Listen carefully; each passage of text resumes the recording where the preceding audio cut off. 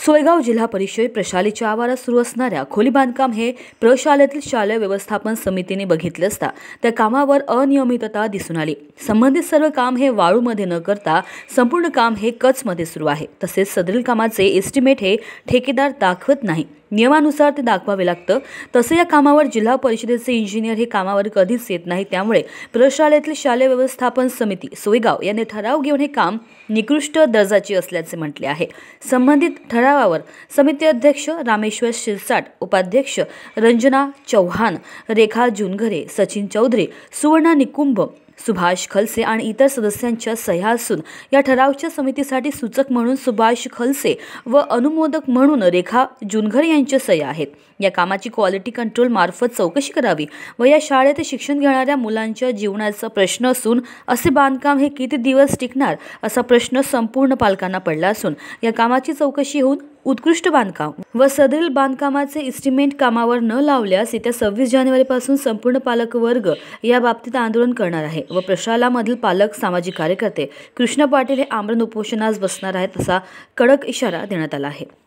अंतर्गत शाळांचं जे शाळापर्यंत बांधकाम आहे याचा निधी 1,95 लाख रुपये व या कामाचा आतापर्यंत या ठेकेदाराने व जिल्हा परिषदेचे इंजिनियर राजगुरू यांनी याच्याकडे फिरकून सुद्धा पाहिलेलं नाही आहे। या कामाचं एस्टिमेट नाही आहे, काम कितीचं येईल पालकांना पडलेला प्रश्न आहे। सगळ्यात महत्त्वाचं म्हणजे हे जे काम आहे ते पूर्णपणे कचमध्ये करण्यात आलेलं आहे।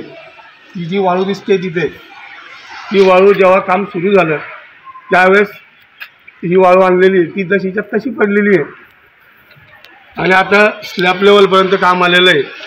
आणि मला तरी असं वाटतं स्लॅबसुद्धा एक कचमध्येच करतील की काय, कारण ह्या ठेकेदाराचं फक्त एकच वाटतंय की ठेकेदार व इंजिनियर दोघं मिळून पैसे खायचे। गोरगरिबांचे पोरं शाळेत शिकतात, ते पडले, शाळा पडली तर मरतील, गरिबाचे पोरं मरतील। यांना भांडवांना काय आहे? या आरामखोरांची कामाची चौकशी जिल्हा परिषदेने क्वालिटी कंट्रोल मार्फत करावी व ठेकेदाराला काळ्या यादीत टाकायचं आणि त्या इंजिनियरला सुद्धा घरी पाठवायचं आहे, कारण तो पण पैसे खाऊन माग आलाय झाला जरा।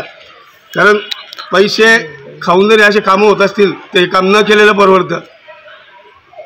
तरी जिल्हा परिषदेने या कामाची चौकशी क्वालिटी कंट्रोल मार्फतच करावी ही आमची पालकांची त्यांना विनंती आहे। इंडिया न्यूज टीव्ही 24 करिता निलेश पाटिल, सोयगाव, छत्रपति संभाजीनगर।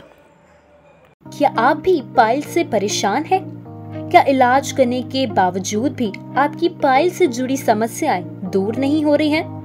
तो जड़ से खत्म करने की चिंता अब छोड़िए, क्योंकि अब Arogyam clinic and piles relief centre में होगा लेजर टेक्निक से आपका इलाज।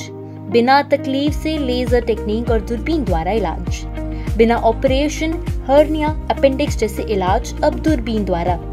आरोग्यम में इलाज पर बड़ी छूट, पहले आए और बेहतर इलाज पाएं। हमारा पता प्लॉट नंबर 29, डोए लेआउट, जिंगाबाई टाकली, मानकापुर, नागपुर।